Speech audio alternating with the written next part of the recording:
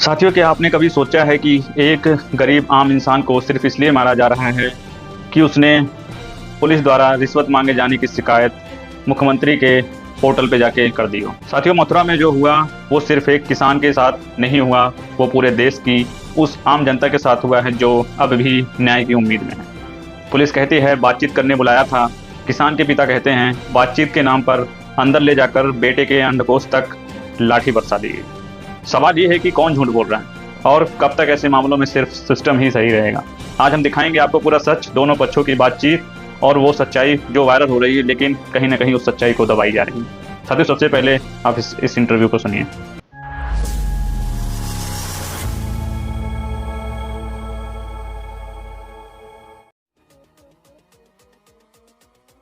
चचा मैचे चल रही थी।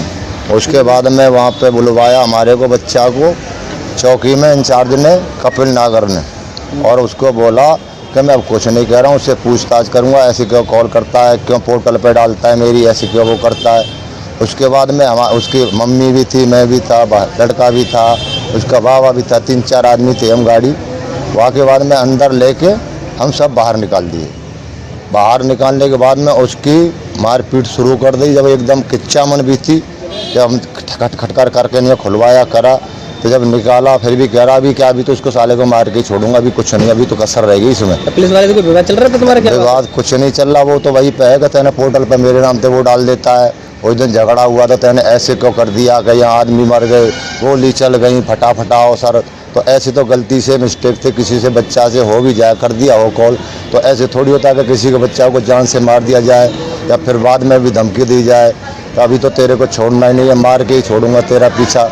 तुम तो ढंग दिखा रहे हो, ये दिखा रहे हो, वो दिखा रहे हो। कर दिया घटना क्या बनी फिलहाल? घटना हम यही करिए, बुला के नहीं आ और मार पिटाई करिए बढ़िया तरह से। कह रहा है मैं कुछ नहीं करूँगा, पूछताछ करूँगा, मेरे पास लिया।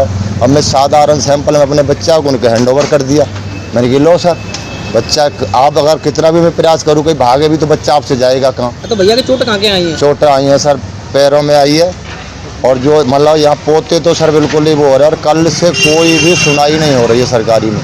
यहाँ तक रास्ते तक लाए, फिर रास्ते में थे वो चले भी गए, और जाने के बाद में अभी कल थे ना कोई ऑपरेशन, ना कोई मेडिकल, ना कोई कुछ हो रहा, ना कोई सुनने को राजी। और ऑपरेशन कोई मेडिकल सरकारी में जिला में। हाँ, फिर भी कोई वहाँ सुनने को यही ना है। बोतल लगा दी, इंजेक्शन लगा दिए, वो तो पीछे से ही लगती आ रही, गोवर्धन वाले सरकारी में भी लगा दें, वहाँ से ले भागे।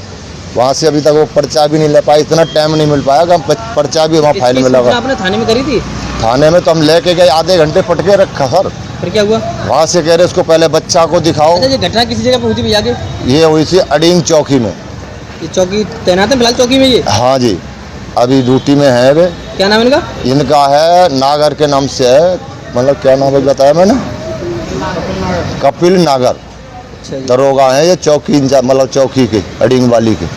उन्होंने बुलवा के मेरे से खुद पे खुद और बच्चा को लेके आओ, ऐसे काम नहीं चलेगा, उसके बयान लिए जाएंगे, ये लिए जाएंगे।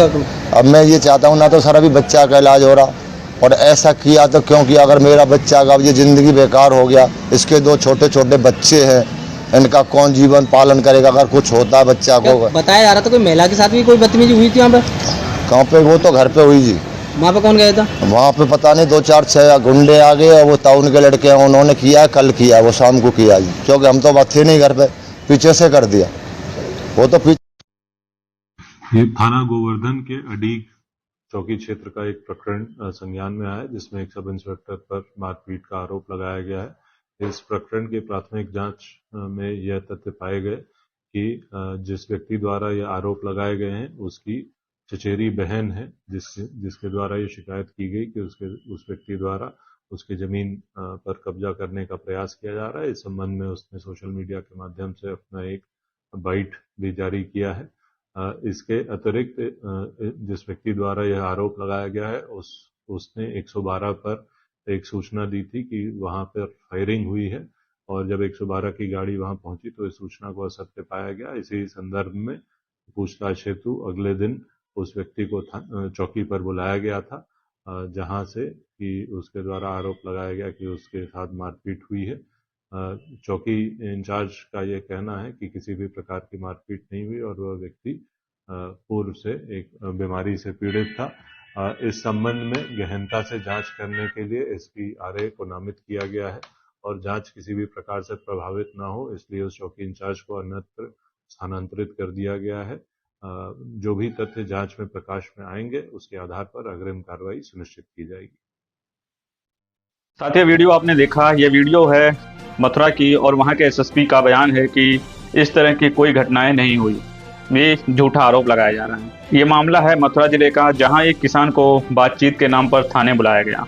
आरोप है कि जैसे ही किसान का बेटा थाने पहुंचा और किसान थाने पहुंचे, उसके परिवार को बाहर कर दिया गया और उस लड़के को अंदर ले जाकर बेरहमी से पीटा गया, जहां पे सीसीटीवी कैमरेज नहीं थे। पिता का बयान है कि उसके बेटे को संवेदनशील अंगों पर मारा गया, एक ऐसा जुल्म जिसकी कल्पना भी रूह कपा देती है। सोशल मीडिया पर दो वीडियो वायरल हो रहे हैं, एक एसएसपी का बयान और दूसरा किसान का पक्ष।